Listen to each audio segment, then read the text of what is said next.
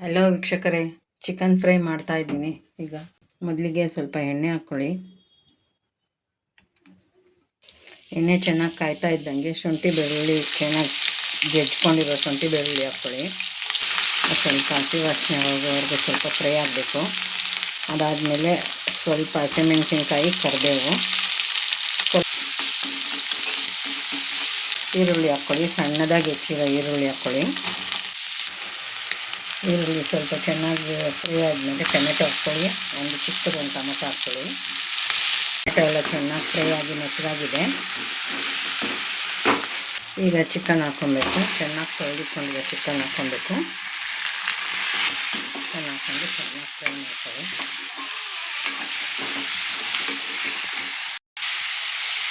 ನೋಡಿ ಇಷ್ಟು ಫ್ರೈ ಆದಮೇಲೆ ಇವಾಗ ಒಂದೊಂದೇ ಪೌಡರ್ಗಳು ಹಾಕ್ಕೊಬೇಕು.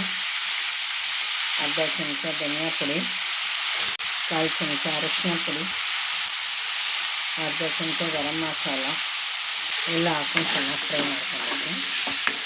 ಹಸಿಮೆಣ್ಸಿನ್ಕಾಯಿ ಸ್ವಲ್ಪ ಹಸಿಮೆಣ್ಸಿನ್ಕಾಯಿ ಹಾಕಿರ್ತೀವಿ, ನೋಡಿಕೊಂಡು ಖಾರಕ್ಕೆ ಎಷ್ಟು ಬೇಕೋ ಅಷ್ಟು ಖಾರದ ಪುಡಿ ಹಾಕ್ಕೊಳ್ಳಿ. ರುಚಿಗೆ ತಕ್ಕಷ್ಟು ಉಪ್ಪು ಹಾಕ್ಕೊಳ್ಳಿ. ಸ್ವಲ್ಪ ನೀರು ಹಾಕಿ